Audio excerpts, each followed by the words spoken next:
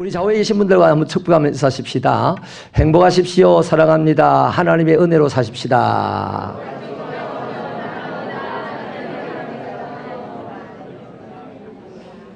네, 오늘 참 좋은 아침입니다. 행복한 일요일입니다. 일요일에 또 목사가 뭔 일요일을 하냐 하는 사람이 있는데 그 다음 얘기도 들어보세요. 영광스러운 주일입니다. 세상 살아갈 때는 좋은 날이 있으시고 또 세상 사람들에게는 행복한 이 날이 되기를 바라고 우리 하나님의 사람들에게는 영광스러운 날이 되기를 축원합니다. 그래서 한 번 더 인사하십시다. 주님의 영광에 동참하십시다. 열심히 일하는 것은요, 중요한 것입니다. 그러나 그것보다도 더 중요한 것이 있으니 그것은 방향이 발라야 한다는 것입니다. 방향이 바르지 못하면 아무리 열심히 일을 해도 목적지에 도달할 수 없을 뿐만 아니라 목적지에 가기 전에 낭패와 실망을 당할 수밖에 없기 때문입니다. 신앙생활의 차원은 더더욱 그렇습니다. 오늘 본문은요, 열심은 있는데 구부러진 신앙의 결과가 얼마나 큰 비극을 몰고 오는지를 여실하게 보여주는 대목입니다. 오늘은 성경의 오늘은 종려주일입니다. 본문을 그 배경으로 삼고 있죠.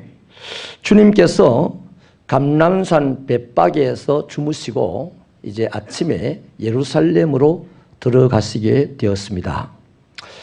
내려오는 중에 중간쯤에 베단이라는 마을이 있는데 그 마을에서 나귀 새끼 한 마리를 얻어 타고 예루살렘에 들어가십니다. 그런데 그 모습이 참 우습기도 하고 어줍잖아 보이기도 하고 민망스러워 보이기까지 합니다. 그런데도요, 제자들은 정성껏 옷을 벗어서 나귀의 등에 깔아서 안장을 대신하게 섬겼습니다. 또 무리들은 나귀가 지나가는 그 앞길에 자신들의 겉옷을 벗어 주단처럼 깔아주었습니다. 또 모든 무리들은 큰 소리로 주님을 높여서 찬양하였는데 하늘에는 평화요 가장 높은 곳에는 영광이다 이렇게 외쳤습니다. 이 본문의 내용을 마태, 마가, 요한복음이라는 공간복음을 전체적으로 종합해보면 이런 내용이 되겠죠. 예수께서 나귀 타고 예루살렘에 들어갔을 때 모든 무리가 종려나무를 흔들며 호산나 하고 외쳤다 이렇게 정리를 할 수가 있겠습니다. 상상을 해본다면 몹시 시끌벅적하고 흥분된 상태의 무도 축제 행렬 같지 않습니까? 그런데요, 이상한 것은 주님이 그들과 같이 기뻐하거나 흥분됐거나 그들이 찬양하는 것에 대해서 그럴싸하게 응답을 하시지 않는다는 것입니다. 잠시 후에는 예루살렘 성을 보시면서 심하게 우시기까지 하셨다는 거죠. 왜 제자들은 기뻐서 난리인데 예수님은 분위기 파악을 못하는 것도 아니실 텐데 그렇게 우셨을까요? 그 이유를 찾아보면서 구부러진 신앙의 폐가 얼마나 큰지를 살펴보아야 하겠습니다. 제자들과 무리들이 주님을 기뻐하면서 찬양했던 이유를 37절에 기록을 하고 있습니다. 우리 함께 힘차게 읽어봐 주십시오. 시작.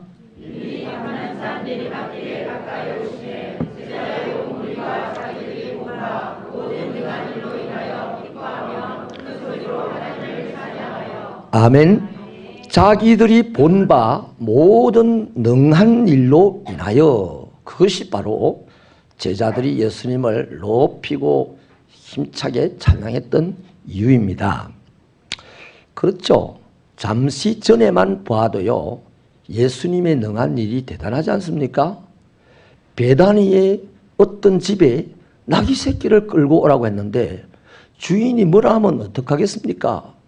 그 주인에게 주가 쓰시겠다라고 말하라고 했고, 제자들이 나귀 새끼를 끄집고 나올 때 주인이 왜 그래? 라고 묻자 주가 쓰시겠다라고 이렇게 말하니까 두말하지 않고 주었던 것이죠. 대단하지 않습니까? 그런데 지난 3년을 돌아보면 제자들은 지난 3년간 예수님과 쭉 함께 다니면서 예수님이 하신 일을 다 보았습니다. 예수님은 귀신을 쫓아내었습니다. 예수님은 병든 자를 고쳤습니다. 예수님은 죽은 자를 살리기까지 하셨습니다. 예수님은 하나님의 나라를 선포하셨습니다. 오늘 제자들 주변에 있던 무리들도요, 이러한 주님의 행한 일을 보기도 했었을 것이고, 설령 못 봤다 하더라도 소문으로 다 들어서 알고 있을 것입니다. 그런 대단한 분이 지금 이스라엘의 수도로 들어오고 계신 것이죠. 뭔가 대단한 일이 일어날 것이라고 예상하는 것은 지극히 당연한 일입니다. 어떤 사람은 자기에게 병이 떠나가는 대단한 일이 일어날 것이라고 생각했을 것이고, 어떤 사람들은 이 땅의 부조리가 다 척결되고 힘없고 가난한 나도 얼마든지 땀을 흘린 만큼 충분히 행복하게 살아갈 그런 일들이 일어날 것이라는 생각도 했을 것입니다. 이 모든 생각과 기대의 정점에는 예수님께서 저 무자비한 로마의 압제 가운데 그것에서 이스라엘을 해방시킬 것이다 하는 것에 그들의 기대와 생각의 정점이 있었을 겁니다. 그래서 그들은 이제 이분 때문에 과거의 다윗의 위대한 영광이 재현될 것이다, 그렇게 확신한 것이죠. 새로운 세상, 평화로운 세상, 행복한 세상이 올 거야. 그리고 그 다음이 중요합니다. 속으로 그랬을 거예요. 그때는 내가 주인공이지? 바로 그 자리에 주인공이 될 거야. 이런 기대로 충만했을 겁니다. 바로 이것이 예수님을 높이고 찬양한 이유입니다. 열심히 높이고 열심히 찬양한 이유예요. 그런데요, 제자들이 어떻습니까? 이틀 후에 예수님께서 체포를 당하니까 한 사람도 남기지 않고 도망을 가버렸어요. 심지어는 옷을 입을 겨를이 없어가지고 이불을 뒤집어 쓴 채 도망을 갑니다. 베드로는 체포되신 주님을 따라가기는 했어요. 그러나 이내 예수님을 부인하고 울면서 도망을 가버렸습니다. 무리들도 마찬가지입니다.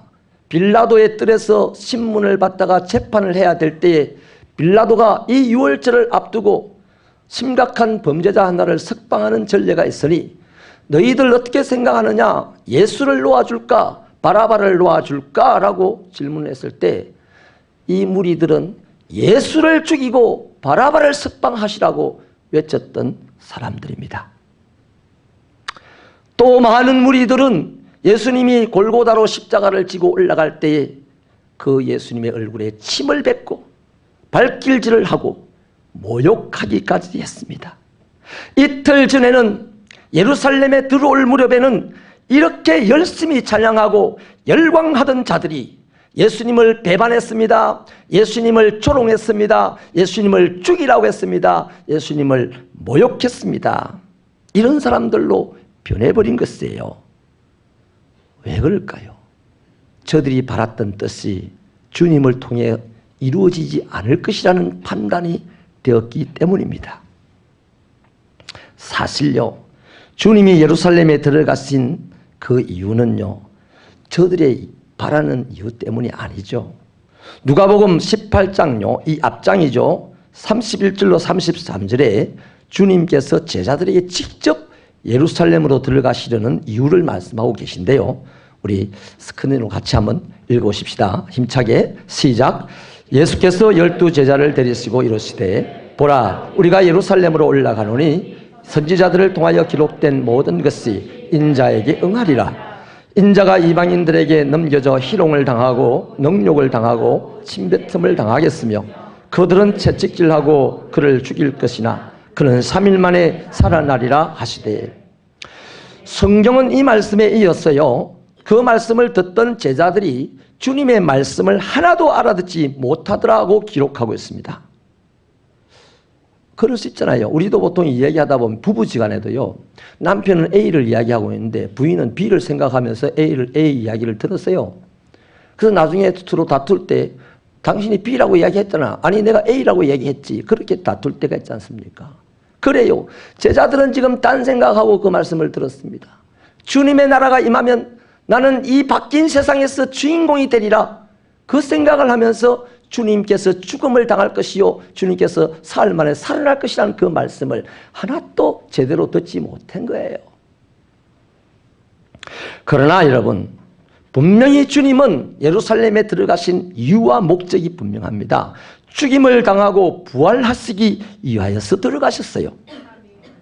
그런데도 불구하고 제자들과 무리들은 온통 주님이 새 나라를 건설하실 것이라고 생각했습니다.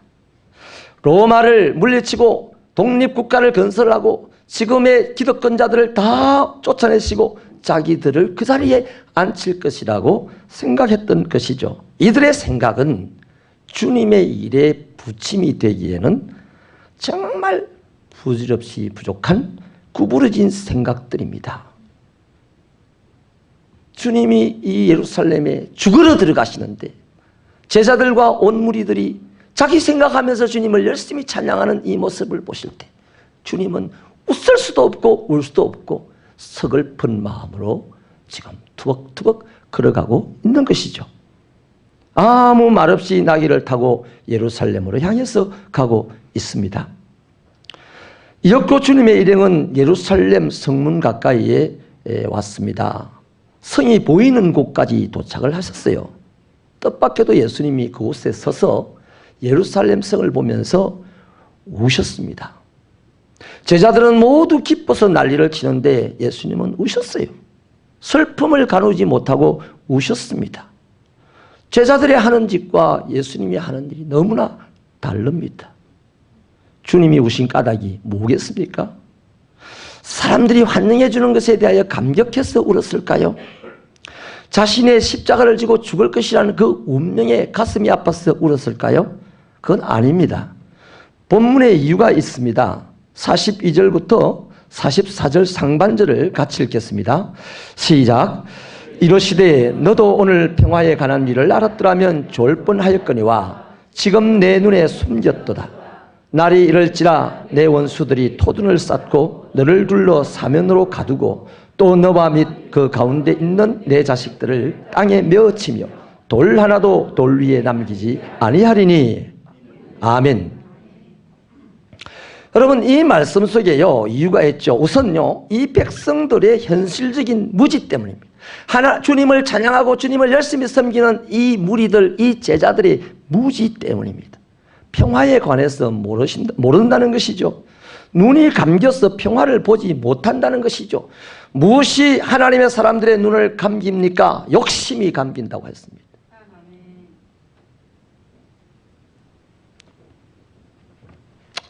그래서 때가 이르면 원수들이 침략해 올 것이라는 거예요. 그때는 자신의 자식들이 땅에 패대기 쳐서 죽임을 당하는 것을 보아야 할 것이고 하나님의 성전이 돌 하나도 돌 위에 남지 않도록 완전히 없어지는 것을 보아야 할 것이라는 겁니다. 주님의 이 말씀은 주후 70년 7월 9일에 그대로 이루어졌습니다.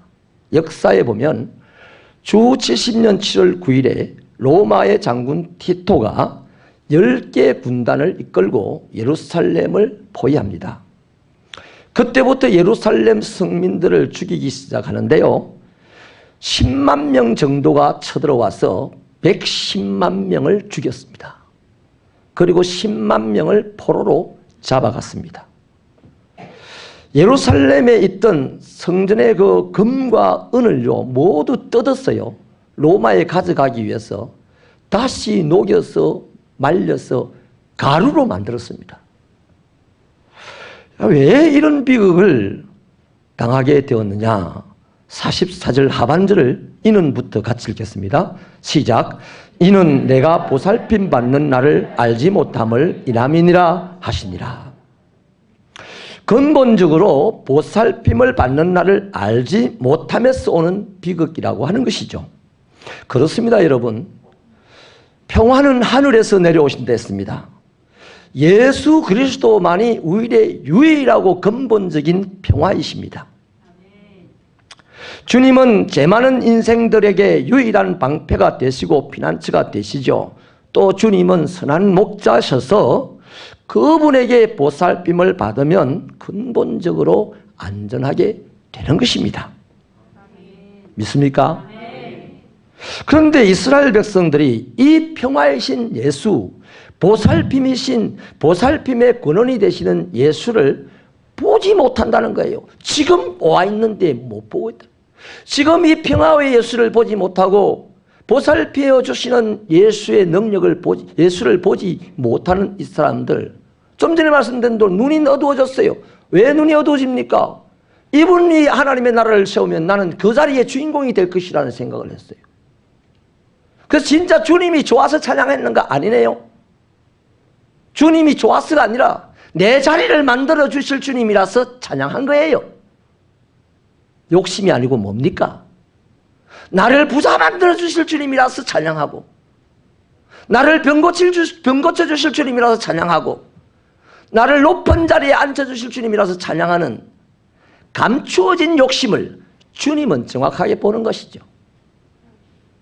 그래서 너희 눈이 어두워서 평화인 나를 보지 못하는구나. 나만이 유일하게 너희를 안전하게 지킬 것인데 나를 알지 못하는구나. 이러는 것이죠. 결국 무엇이 문제입니까? 하나님의 뜻을 있는 그대로 받아들이지 않았다는 거예요.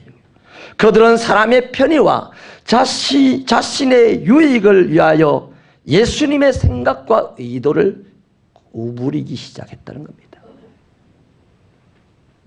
지금요, 예루살렘을 보시고 우시는 동안에도요, 성내에는 지금 대제사장과 장로들과 바리새인들과 서기관들과 그들 아래서 이득을 누리며 장사하는 사람들이 가득합니다. 이 사람들은 하나님을 최고인 줄로 알았습니다. 모든 사람들이 이구동성으로 동의하기를 이 사람들이야말로 하나님을 가장 열심히 섬긴다고 인정하였습니다. 그러나요, 그들은 만민이 기도하는 하나님의 성전에서 기도하는 척만 했습니다. 신앙 좋습니다, 헌금 잘합니다, 예배 잘 드립니다, 기도 열심히 합니다 하는 이런 자랑만 하였습니다. 그리고는 하나님의 성전 안에서 온갖 것으로 군림하였습니다. 온갖 돈벌이에만 전념하였습니다. 자신의 자존심을 주장하고 지키는 곳으로 하나님의 성전을 더없이 삼았습니다. 심지어는 하나님의 아들이신 예수를 죽이는 일을 성전에서 밤낮 없이 골똘하게 골몰했었습니다. 이렇게 구부러진 신앙은 열심을 낼수록 하나님의 나라와 성전을 파괴하는 짓에 불과합니다. 우리 새벽교회 성도들이여, 열심보다는 주님의 방향에 서게 되기를 축원합니다. 자기 뜻 가지고 열심히 하기보다는 주님의 뜻을 헤아려서 주님의 뜻을 이루는 저와 여러분 되시기를 바랍니다. 사랑하는 여러분, 수많은 신자들이 오늘도요, 주님께 호산나를 외치면서 종려주의를 지킬 거예요. 과연 주님을 위하여서일까요? 아니면 자신을 위하여서겠습니까? 정말로 우리의 환호성이 진짜 주님을 메시아로 영접해드리는 환호성이라면 자기 자신을 생각하지 않을 것입니다. 자기 자존심 생각하지 않을 거예요. 자기 자리 지키는 거 생각하지 않을 거예요. 정말로 지금 예루살렘으로 들어오시는 이 주님을 자신의 진정한 메시아로 영접했다면 이름 없는 주인이 나귀를 드리듯이 자기 자신을 드릴 거예요. 자기 자리를 보장받는 것을 담보로 주님을 열렬히 찬양하지는 않을 겁니다. 찬양하지 말라는 얘기가 아니에요. 주님을 드리는 것을 즐거움으로 찬양하라는 겁니다. 주님께 뭐 받는 것 때문에 그것 보장받기 위해서 찬양하는 것은 소음에 불과합니다. 사랑하는 여러분, 주님을 슬프게 하는 이 예루살렘 성문 앞에서의 찬양은 소음이었습니다. 주님을 슬프게 하고 힘들게 하는 소음이었어요. 그들이 진정한 찬양이었다면 예수님이 십자가를 지고 올라갈 때 다 같이 울면서 따라갔을 거예요. 예수님을 부인하지 않았을 겁니다. 예수님 내버려 두고 혼자 살겠다고 도망가지 않았을 겁니다. 그러니 그들의 찬양은 확실하게 소음에 불과한 것이에요. 사랑하는 여러분, 진심으로 부탁드립니다. 예수를 믿으십니까? 다시 한번 이 종려주일에 예수를 자신의 진정한 메시아로 받아들이시기 바랍니다. 그러면 내가 잘되고 못되고 상관없어요. 그냥 예수님 높이는 그 일, 예수님과 함께하는 그 일, 예수님의 뜻을 100% 아멘하고 이해하는 그 일에 승리하는 사람이 될 줄로 믿습니다. 그렇다면 우리는 이 종려주일에 어떻게 해야겠습니까? 방향을 잘 잡아야 되죠. 내가 잘 되는 것을 방향으로 잡는 것이 아니라 주님이 영광을 받으시는 것에 대한 방향을 잡으셔야 되죠. 다시 말하면 주님처럼 살아야 한다는 겁니다. 주님처럼 해야 한다는 것입니다. 주님은 이 종려주일에 예루살렘을 들어오시면서 만 사람이 웃어도 웃지를 않으셨고 오히려 혼자서 울었습니다. 우리도 주님처럼 울어야 되죠. 여러분, 말세를 향하여 갈수록요, 구부러진 신앙생활 때문에 극심한 환난과 어려움들이 몰려올 것입니다. 세계 역사 속에 보면요, 기독교가 타락하면 반드시 전쟁과 기근, 질병이 일어났습니다. 그 역사가 지금까지 한 번도 틀리지 않고 일어났으니 오늘 우리 한국 사이의 크리스찬들이 구부러진 신앙생활을 계속하고 있다면, 그 신앙을 바르게 하지 못한다면, 하나님 보십시오. 이스라엘 백성들이 바르게 신앙생활을 하지 못하고 구부러진 채로 신앙생활을 하면서 살아갈 때에 하나님은 아수르라는 악독한 나라를 들어서 때렸습니다. 바벨론이라는 무시무시한 나라를 들어서 때렸습니다. 우리의 머리에는 그들과 비슷한 북한이라는 악독한 나라가 무섭게 존재하고 있습니다. 심심하면 미사일을 동해안으로 던지고 있습니다. 김정은이가 그렇게 하는 것일까요? 하나님의 사람들이라면, 예수님을 메시아로 내 삶의 진정으로 메시아로 영접하시는 분이라면 그것을 하나님의 사인으로 받아들여야 되지 않겠습니까? 오늘 우리들의 사회가 얼마나 무자비하게 됩니까? 엄마가 시끄럽다고, 아빠가 시끄럽다고 애를 차서 바닥에 떨어뜨려서 그냥 자버렸는데 다음날 일어나 보니 죽어 있습니다. 엄마가 애를 안고 뛰어내려서 죽습니다. 이모가 시끄럽다고 애 운다고 애 발을 5번을 차서 애를 죽여버립니다. 이 시대에 똑같지 않습니까?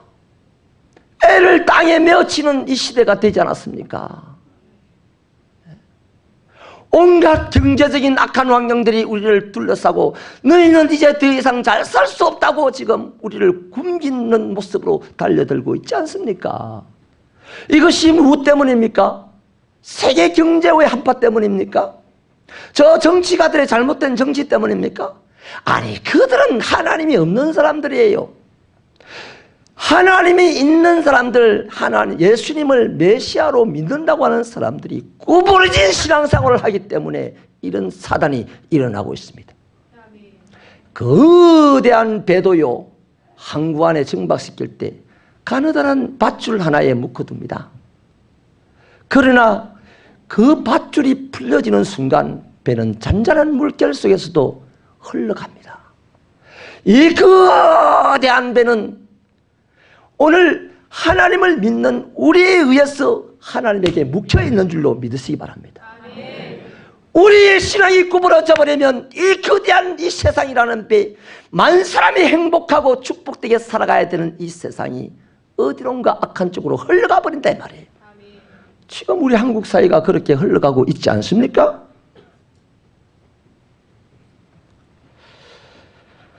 여러분, 민족과 자녀들과 교회는 이런 상황 속에서도요, 대비하지 못하고 있습니다. 여전히 돈 많이 벌고 좋은 자리를 차지하는 데만 혈안이 되어 있습니다. 교회에서도 자존심 싸움, 주도권 싸움에만 몰두하고 있습니다. 이러는 동안에 우리 사회는 더욱더 피폐해집니다. 자녀들은 타락한 세상 문명 속에 깊이 빠져서 헤어나오지 못하고 있습니다.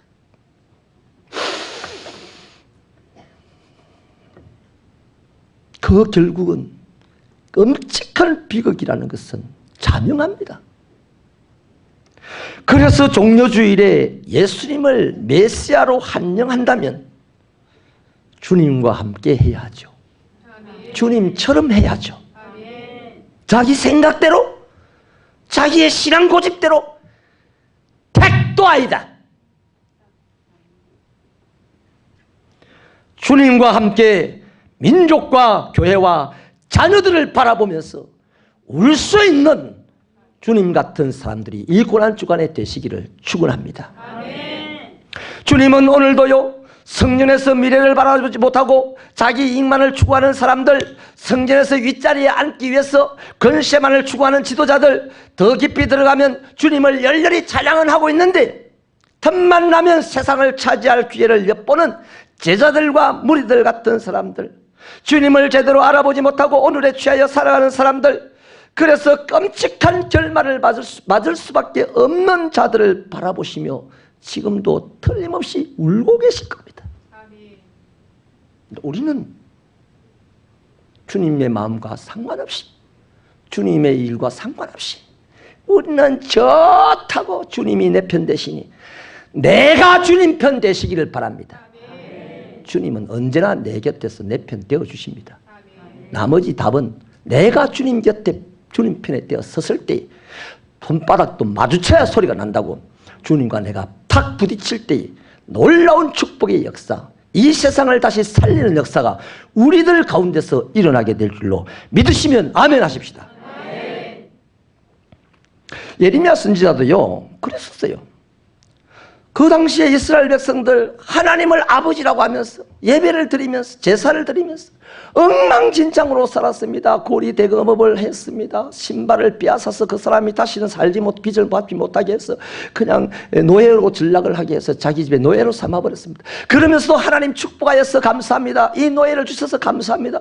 뭐 이딴 짓을 하면서 엉망으로 사니까 에레미야의 눈에는 그들의 미래가 보입니다. 바벨론이라는 거대한 세력이 이 땅을 쳐들어올 것이 보입니다. 그래서 예레미야는 배가 아파 죽겠다고 외치며 창자가 끊어진다고 괴롭다고 아야 아야 하며 울면서 기도했습니다.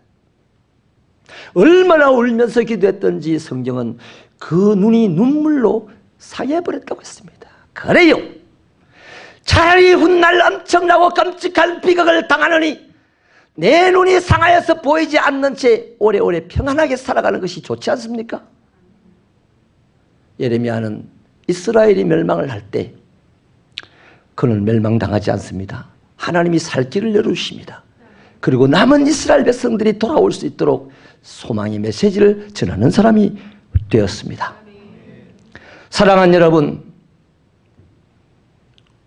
이 민족과 교회와 자녀들의 미래를 생각하면서 이번 한 주간 주님과 함께 울 수 있는 바른 신앙의 회복이 있기를 축원합니다. 알게 모르게 우리는 내 고집으로 내 뜻을 펼치기 위하여서, 나의 자존심을 지키기 위하여서, 하나님의 축복만을 받기 위하여서 구부러진 신앙으로 생활해 온 것이 한둘이 아닙니다. 이번 고난의 주간에 그 구부러진 것을, 주님을 다시 진정한 나의 메시아로 영접하여 구부러진 것을 바르게 해야 우리의 목적지에 도착을 하게 되는 것이죠. 제발 이번 한 주간요, 아침으로 저녁으로 낮으로 밤으로 한밤으로 새벽으로 수시로 하나님의 집에 나오셔서 이 세 가지 우리가 살고 있는 이 민족과 또 우리의 교회와 우리의 자녀들을 위해서, 그들의 앞날은 지금 돌아가는 꼴이 엉망진창 비극이 올 수밖에 없어요. 우리는 그것을 눈물로 가로막을 수 있는 저와 여러분 되시기를 축원합니다. 두 가지 예만 드리고 마칠게요. 전남 무안군 청계민 고대리라고 하는 곳에요, 아주 동네 가운데 예쁜 돌 예배당이 세워져 있습니다. 근데 그 예배당이 세워진 계기가 이래요. 처음에 비닐하우스를 이렇게 그 밭에 만드는 비닐하우스를 치고 예배를 드리는데 이제 마을이 근대화되고 막 이러면서 다 집들이 좋아지는 거예요. 그런데 교회 다니는 사람들은 그 당시 가난한 사람들이 다녔지 않습니까? 그래서 사람들이 우리는 가난해서 교회를 못 지어. 뭐 이렇게 하면서 그냥 그 안에서 막 주님 찬양하고 열심히 신앙생활을 했어요. 근데 어느 날부터 한 자매가요. 예배당에 수시로 와가지고 막 땅을 치면서 통곡을 하고 우는 겁니다.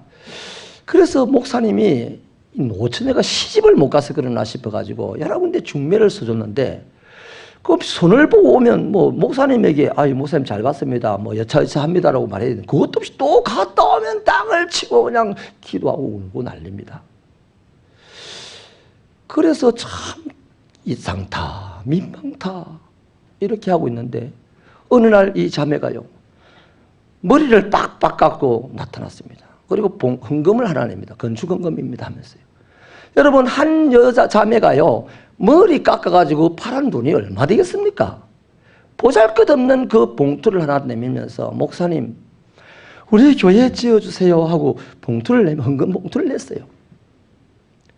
그래서 성도들도 목사님도 오히려 야 네가 미련하다 그 빡빡머리를 내가지고 어떻게 이제 선거를 나가래? 그러자 이 자매가 목사님 장로님 몇 달만 지나면 머리야 자라는 거 아니겠습니까? 괜찮습니다. 그렇게 해서 또 울고 기도를 하니까 이제 교회가 이 자매가 왜 울고 불고 땅을 치며 교회에서 기도했는지 이유를 알았습니다. 주변의 집들은 다 화려해지고 좋아져 가는데 이 새마을 운동바람이 불어가지고 우리 교회는 여전히 비닐 푸대 안에서 예배를 드리는데 그래도 좋다고 찬양을 하고 그건 좋아요. 찬양을 해야죠. 그런데 우리는 가난해서 못하잖아요 하고 있는 것이 너무너무 가슴이 아파서 울고불고 그렇게 매달려 기도했다는 겁니다. 그리고 결심을 하기를 내 머리라도 잘라 팔아서 이거라도 하나님에게 드리자. 그 사실을 듣고 점점 시간이 흐를수록 처음에는 거절하고 민망하고 우스갯거리를 한다고 했지만 점점 목사님의 마음에 감동이 들어오고 성도들 마음에 장로님들 마음에 감동이 들어와가지고 다 십시일반 그렇게 헌금을 해서 또 몸을 들여서 한 방에 교회를 팍 지었다는 거 아닙니까? 돌아오는 토요일 날요 우리 부활절 맞이 성전 청소할 겁니다. 한 방에 멋지게 하십시다. 끄적 해가지고요 하느니 마느니 해도 한 것 같지 않고 안 해도 한 것 같고 그러지 마시고 여러분 이렇게 교회를 사랑하는 자 교회를 위하여 눈물로 기도하는 자 하나님이 사랑해 주십니다. 그 자매는 너무너무 아름다운 인생을 살았다는 뒷이야기가 있습니다. 또 자녀를 위해서 눈물로 울어야 될 이유를 예화로 말씀을 드릴게요. 김선도, 김홍도, 김국도라는 분이 세 분이 형제 목사입니다. 어린 시절에 아버지가 돌아가서 청산가부의 밑에서 자라야 되었어요. 너무너무 가난하게 사는데 이 어머니가 밤만 되면 방에 들어와가지고 자는 피곤해서 자는 자기들의 머리 위에 손을 얹고 때로는 끌어안고 머리를 뿌여잡고 그냥 울면서 청성스럽게 그렇게 기도를 하더래요. 그래서 그 셋 중에 조금 더 유별난 아들이 제발 좀 기도하지 마라. 잠 좀 자자. 그렇게 역적을 내기도 했답니다. 그런데 그 아들들이 자라서 지금 한국 최고 가는 새 교회의 담임 목사님이 되셨어요. 한국 기독교를 이끌어가고 있습니다. 여러분, 자녀를 사랑하는 그 눈물의 기도 반드시 하나님이 축복해 주십니다.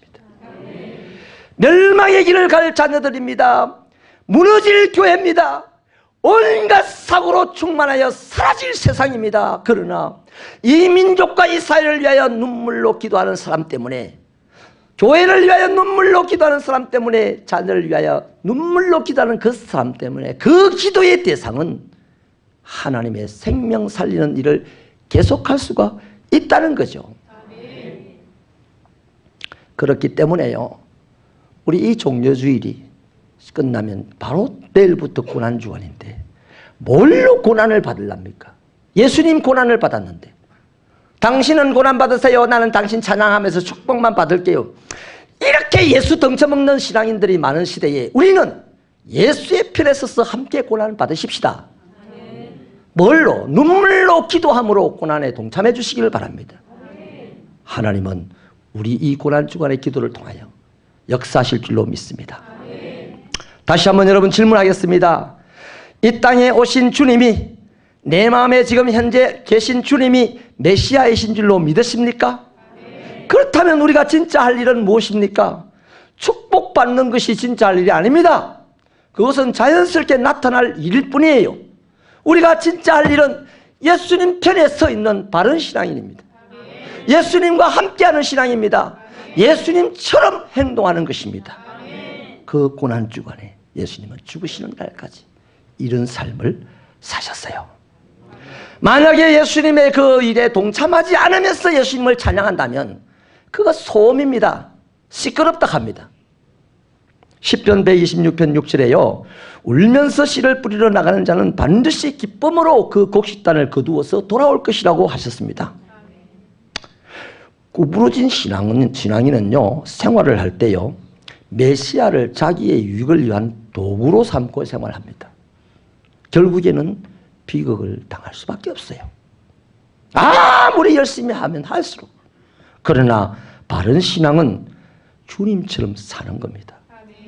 우리 부족하고 연약하지만 이번 한 주간 주님처럼 살아봐야 되겠다고 결심하시고 민족을 위하여, 나라를 위하여, 교회를 위하여, 자녀를 위하여 눈물 흘리며 기도하는 그런 멋진 하나님의 백성, 찾기 힘든 예루살렘의 의인 하나를 찾기 힘들다고 예레미야가 말했는데, 오늘 우리 하나님은 이 한국 땅에서 멋진 하나님의 자녀들, 의로운 하나님의 자녀들이 저 통도사 밑에 조그마한 교회에 있더라 하는 소리가 천국에서부터 온 세상에 울려 퍼지게 되기를 원하신다면 두 손 들고 아멘 하십시다. 아멘! 기도하시겠습니다.